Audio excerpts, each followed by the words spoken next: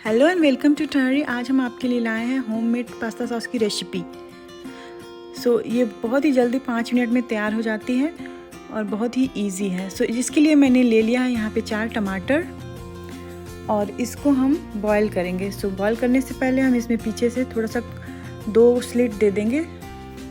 इसको छीलने में बाद में आसानी होती है। इस तरीके से हम चारों टमाटर को कट दे के तैयार कर लेंगे।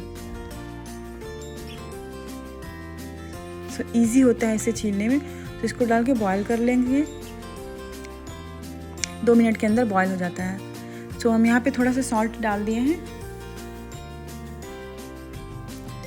ये टमाटर हमारा बॉईल हो गया है। इसको तुरंत मैंने ठंडे पानी में डाल दिया था जिससे कि जल्दी से कूल डाउन हो जाए और हम छील सकें इसको।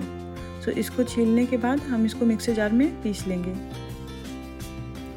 ये टमाटर हमारा ठंडा हो गया है। इसको छील लेते हैं हम मिक्सर जार में डाल के इसको हम बिना पानी डाले इसको हम पीस लेंगे। यहाँ पे मैंने एक पैन ले लिया है और इसको मैंने स्टोव पे रख दिया है। अब इसमें थोड़ा सा ऑयल डालेंगे। जैसे ही ऑयल गर्म हुआ हम यहाँ पे चॉप्ड किया हुआ 7 से 8 कलियाँ लिए हैं गार्लिक की, उसको डाल देंगे। हम थोड़ी देर तक सॉटे करेंगे इसको जब तक कि हल्का सा ब्राउन ना हो जाए। बिल्कुल कलर नहीं चेंज करना है।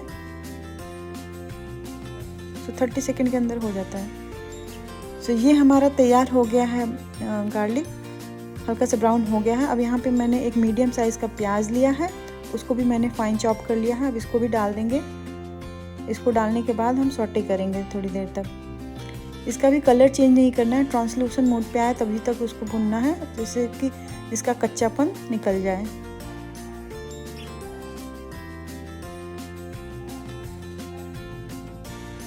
ये भुन गया हमारा प्याज और लहसुन।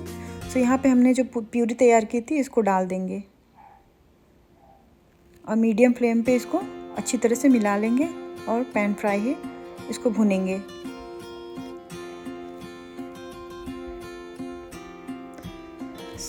यहाँ पे हम थोड़ा सा सॉल्ट भी डाल देंगे।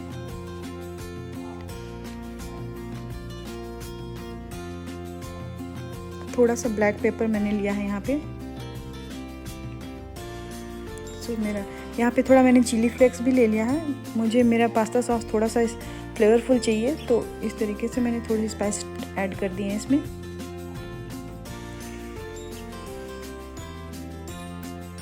सबको मिक्स कर लेंगे।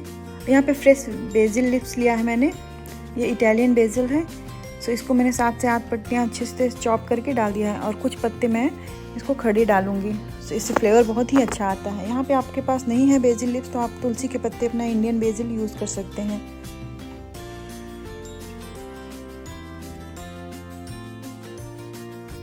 इन सबको डालने के बाद हम इसको भूनेंगे मीडियम फ्लेम से 2 से 3 मिनट तक अच्छी तरह से भूनेंगे।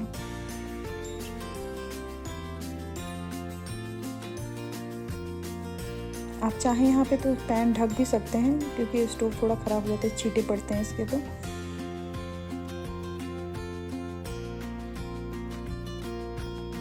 तो इसको भूनते हुए 2 मिनट हो गए हैं, 2 से 2.5 मिनट।